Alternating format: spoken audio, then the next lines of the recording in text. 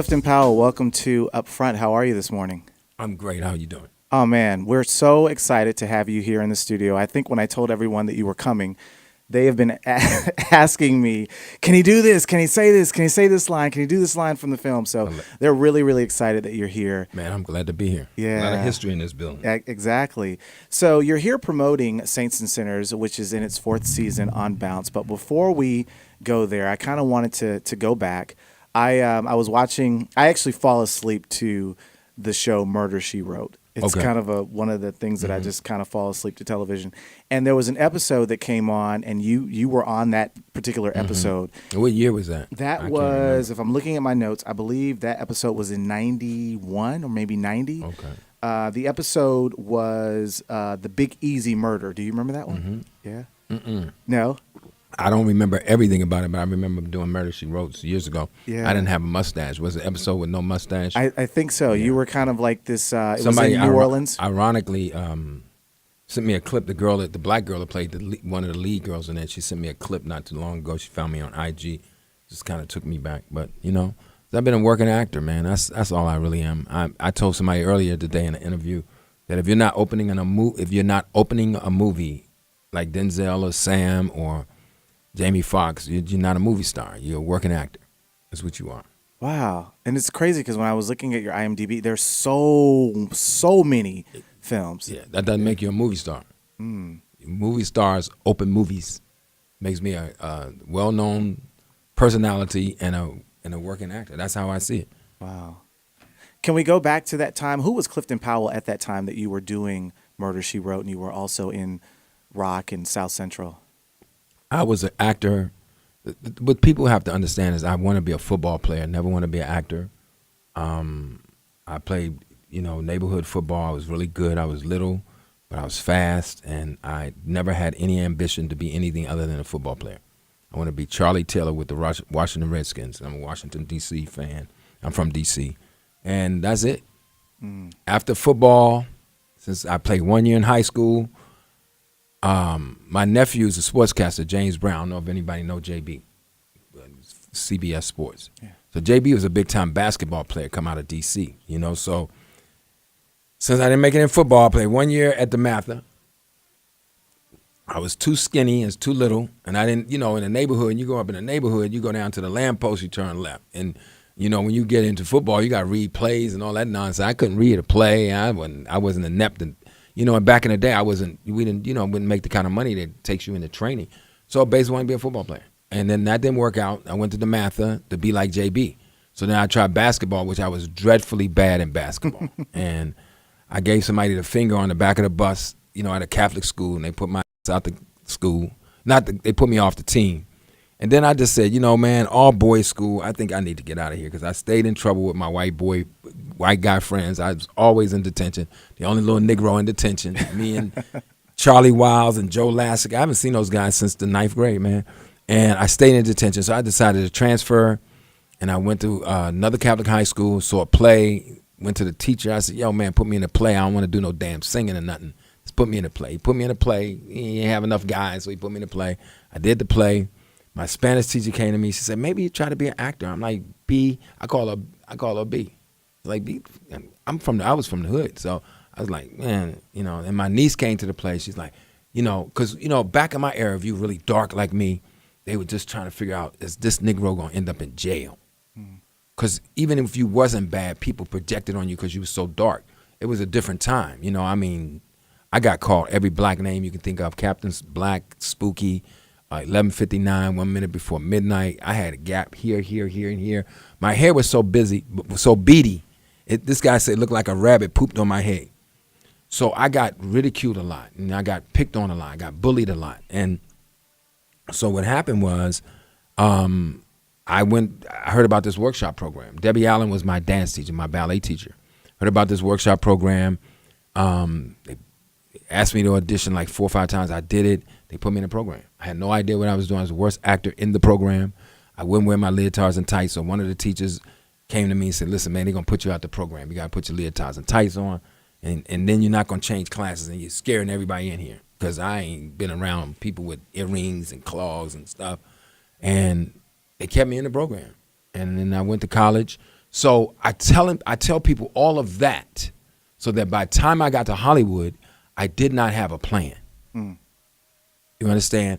So everything that you saw Clifton Powell doing before 2014, after I came out of my marriage and I divorced and I went down and started reading spiritually and growing and trying to figure out exactly who Clifton Powell really is, I was just running on God power, what I call God power. It was already laid out for me. So, people are like, he played this role and I didn't pick any of those roles. I'm just an actor. I was trying to make a living. I don't know how to do anything else. I can't count. I've got 580 on I tell people all the time, I'm going to do a seminar called Behind the Lens. I got 580 on my SATs. They give you 200 for your name. I got technically 380 on my SATs. That's certified retarded.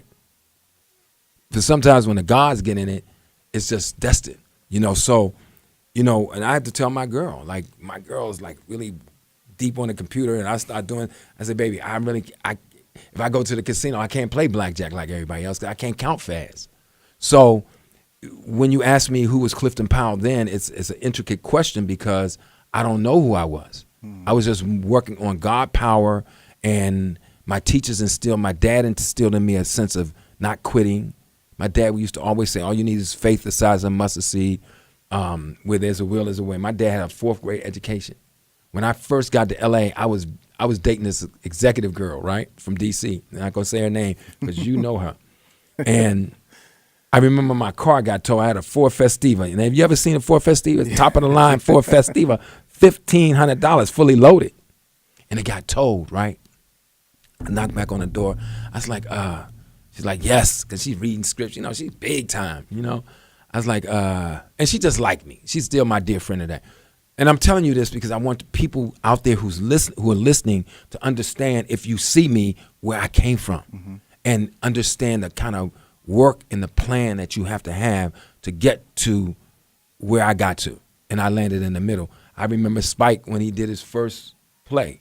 Spike came to see me in a play when he was doing She's Gotta Have It, years before Spike became Spike.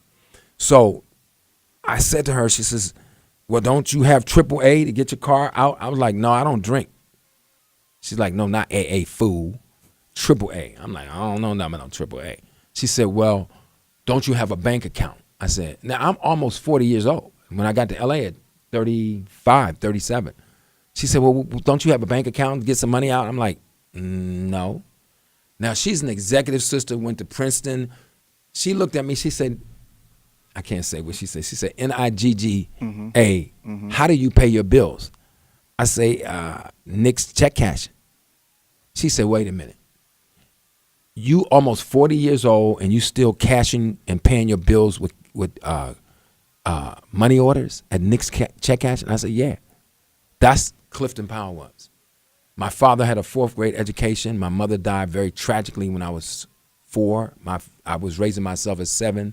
Because my babysitter had rats, and I told my dad. So when I got to Hollywood, I told my dad I didn't want a babysitter.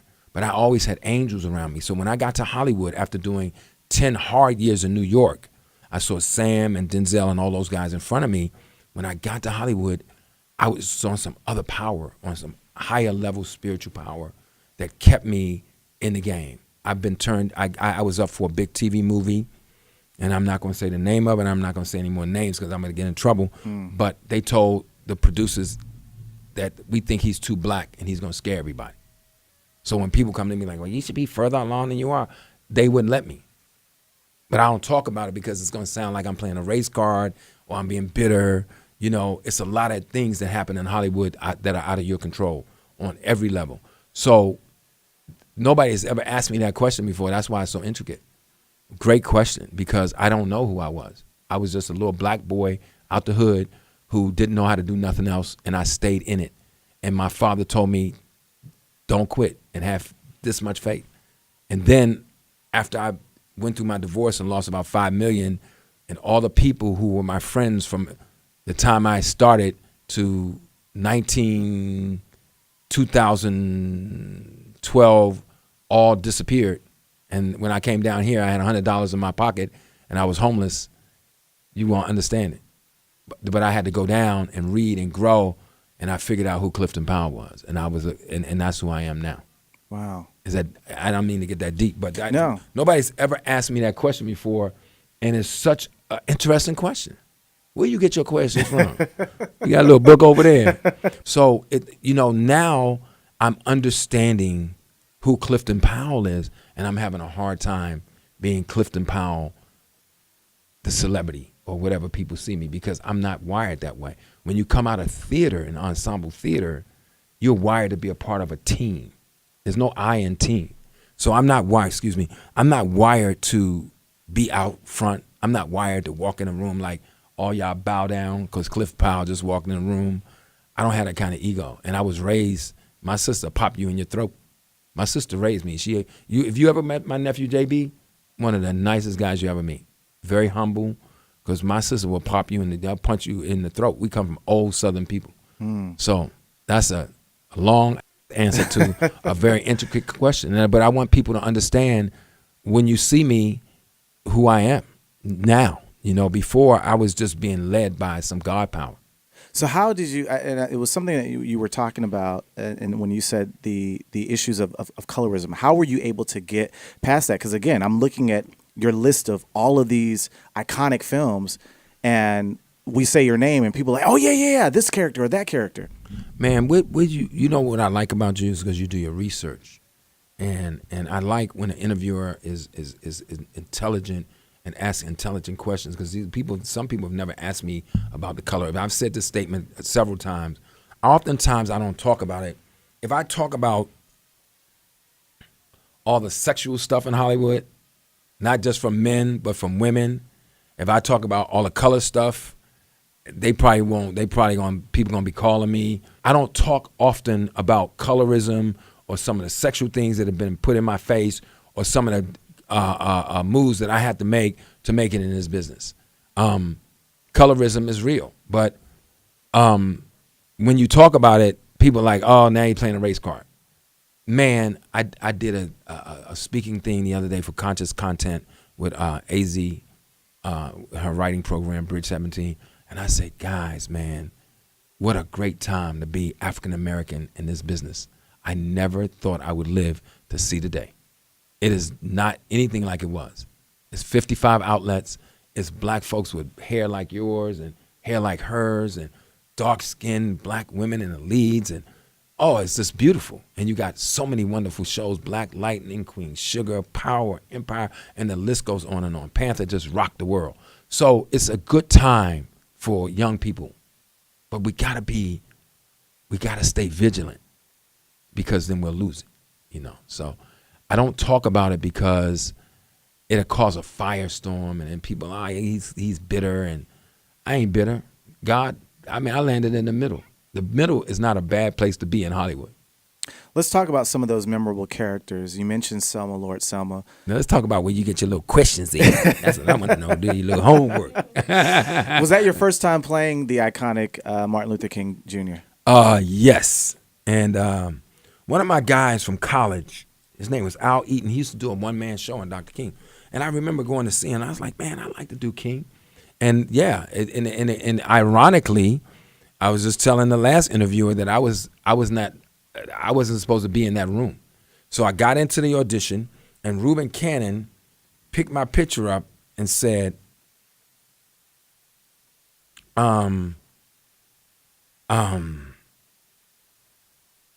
Cliff, what you doing in here for Dr. King? I said, Reuben, y'all call me. He said, but I'm looking at you, but you play a lot of tough guys, Cliff. I said, well, let me read. He said, man, I don't know, Cliff. They got somebody a star name in mind. I said, but just let me read them, man. And he said, all right, well, let you read. And so I stayed up all night long and studied Eyes on the Prize and studied Dr. King's mannerism and his voice and just did Dr. King. So they didn't have me in mind. So I did Dr. King's. They said, well, you have something prepared? I said, yeah. I said, as I left Atlanta this morning, there were 6 of us on the plane. The pilot said over the public address system, we're sorry for the delay, but we have Martin Luther King Jr. on the plane. So I did that speech. Now it doesn't matter now. It really doesn't matter what happens now. We've got some difficult days ahead. like anybody, I would like to live a long life. And so once I got into it, they were like, wait a minute, hell. You messed him up. You're going to be king. We're going to work it out. And so what happened was they went back to Disney and the producers, and they came back to us and said, Disney is not going to pay my quote. So I called my manager and I said, F Disney. She said, are you crazy? I said, I'm not taking no from Disney. I'm college educated. I'll figure it out. And I'm poor. I mean, I'm broke. I ain't doing a whole lot of money, you know. But I just felt like it was disrespectful, and they didn't want to pay my quote. So when people see me and they want to judge and think about what I've been through hell and back. Okay, so that's how Selma, Lord Selma came about. And then I turned it down. And then my manager talked to me and said, I got to do it. So then when I got on set, I was doing Dr. King, just like you heard him, and Disney called. So I came in one day, and God bless us, you know, the director, Charles Burnett, so sweet guy. He said, hey, they really having a problem with you as Dr. King. I said, who? He said, well, the executives of Disney. I said, F Disney again, right? He said, oh, well, we can't do that. I said, what's the problem? They said, well, they think you're too deliberate as Dr. King. I said, man, F them. You know what? Tell them to fire me. He said, oh, Cliff, no. So it was a process to get to really be cemented in that movie. So I had to do 3 different sermons: my version, Disney's version, and the director's version. Yeah, that's what I say. And what actually made the cut?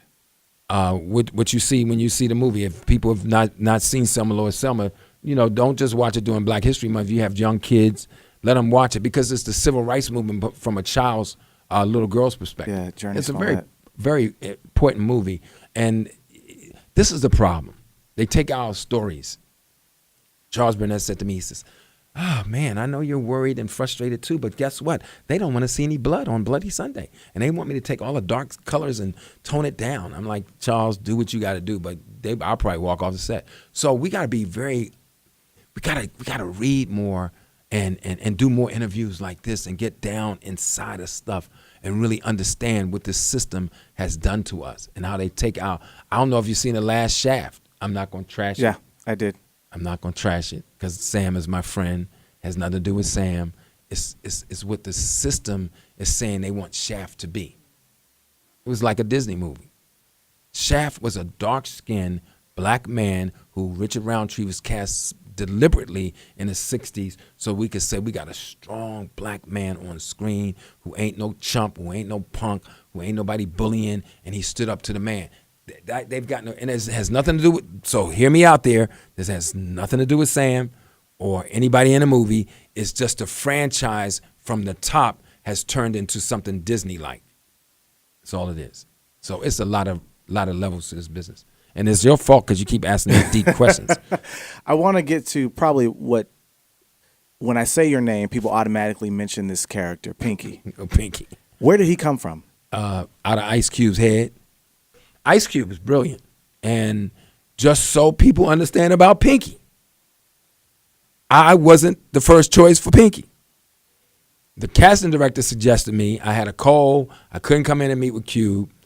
When I finally met with Cube and we got together, I knew it was going to be funny because he had the pink stuff on, but I didn't get it. I wasn't getting it. So me and Cube were in a record shop, and I must have did it about at least 8 or 9 times. Just me and him.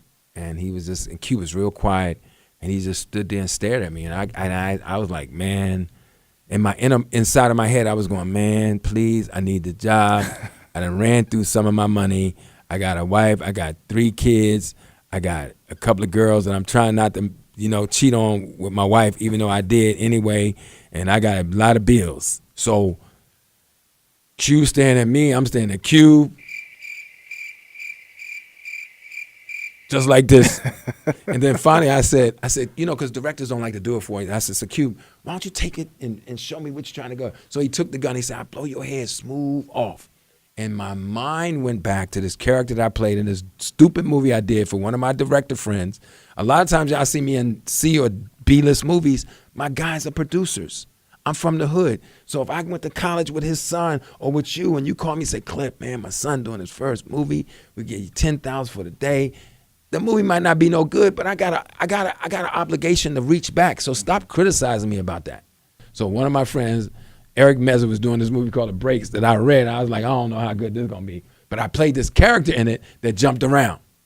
And that character jumped into my mind. And then so I took the gun from Cube and I said, I blow your head smooth off. Say it again. I'll say. He said, what did you just do? I said, I don't know. He said, do that again. I said, I blow your head smooth off. Ooh, say it. Oh, shut up. Ooh, sent you. No. And that's how we got Pinky. So then we built on him for the first time. The second time I came back, I walked in. I was like, Merry Christmas, Merry Christmas. And I didn't jump around. Cube said, cut. What are you doing? I'm like, trying to add another level with Pinky. He said, man, if you don't go back and start jumping around, we're going to send you home. So that's how I got Pinky. And let me just tell actors out there what made Pinky even more believable is I made a decision, because when I cry, I cry for real.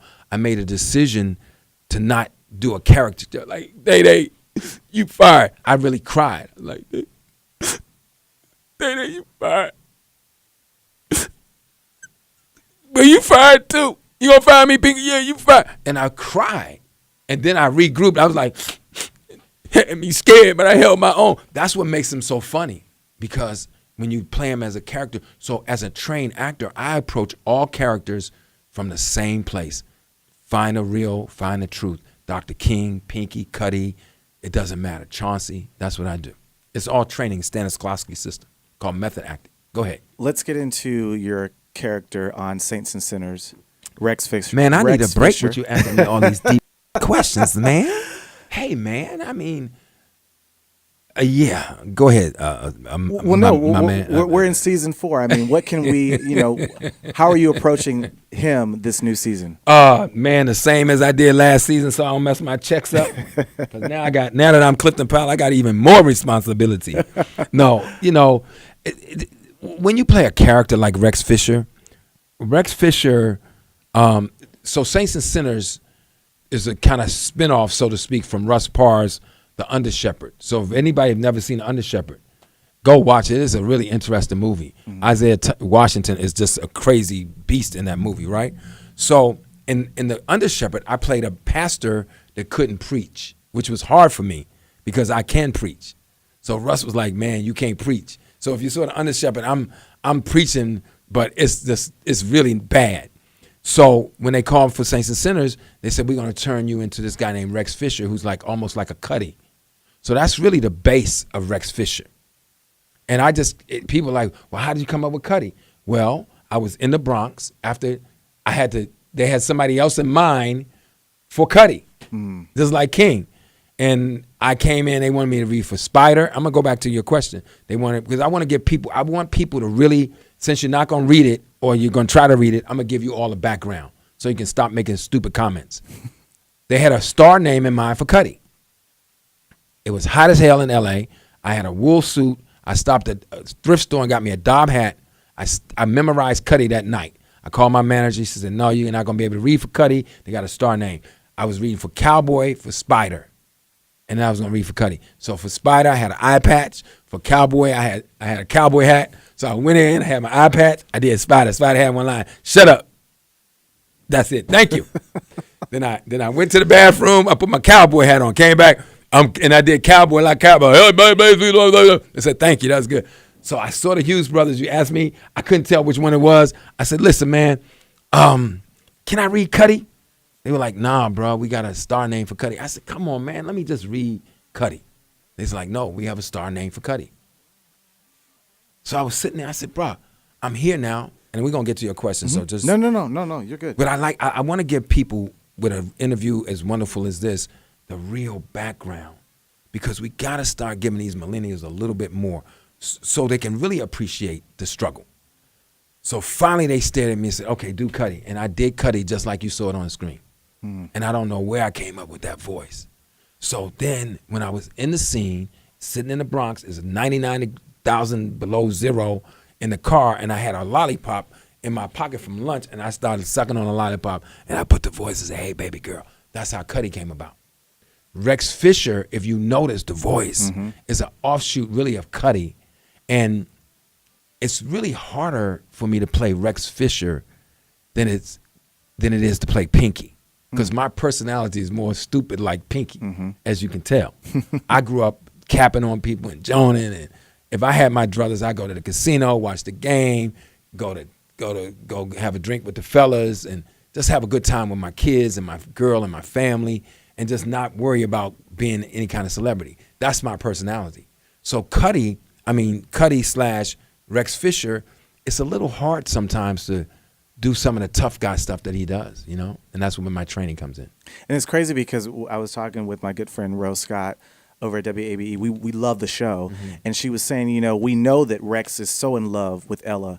And it's like that's that other side of Rex that almost makes us not realize that, you know, he's kind of a bad guy, but then there's that kind of a bad guy.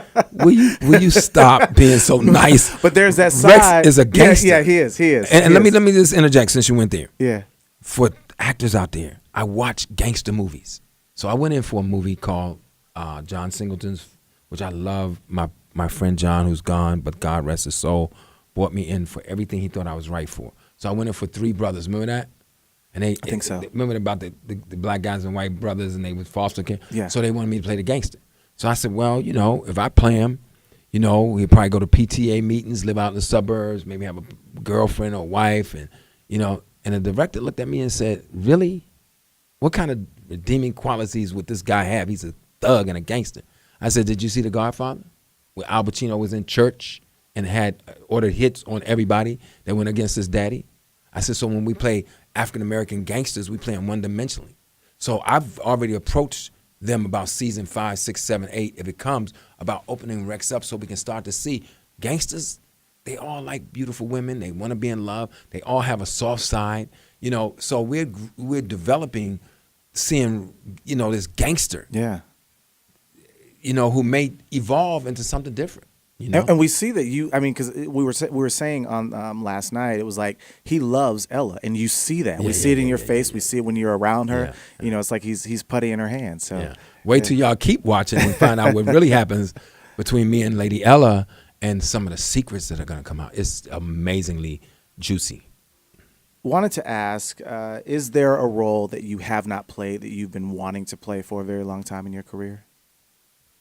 You know, I don't think I think about it like that, because I'm in the twilight of my career, and I probably have peaked. To me, I feel like I've peaked. I would love to do Nat Turner, and I would love to do this book I read by Richard Wright called A Man Who Lived Underground, about this guy who lived in the subway system. Like, I love to play that character. I like to do something way, way out like that. Other than that, man, I'm just glad to be a working actor. Well, Clifton Powell, thank you so very much. Bro, you got me all worked up in here. You did your research, bro. He got like 9 pages of notes, y'all. But no, in all seriousness, man, in compliment to you all and your staff, this greatness came out of this building. And this is why. I do interviews and people ask surface questions. It's the first time in my life, because a question can send you back 50 years if it's the right question. Wow. Yeah. Good work. You can catch Mr. Powell as Rex Fisher in Saints and Sinners on Sunday evenings at 9 p.m. on Bounce. Thank you so very much. Thank you all, and all the people out there doing a new movie. And I'm getting behind the scenes, so we're producing. And so if you hear about it, come on out and audition. George Pierre is going to be on board. I'll make sure I pay George his fee. And I ain't talked to George about a little fee. We're going to get you, George. But no, man, this has been a pleasure. And listen, man, thank you for doing your homework. Thank you. Thank you. Tonight's program has been brought to you by UPFRONT, inside Atlanta's entertainment industry. Saturdays at 9 a.m. on Atlanta's Jazz Station, Jazz 91.9 WCLK.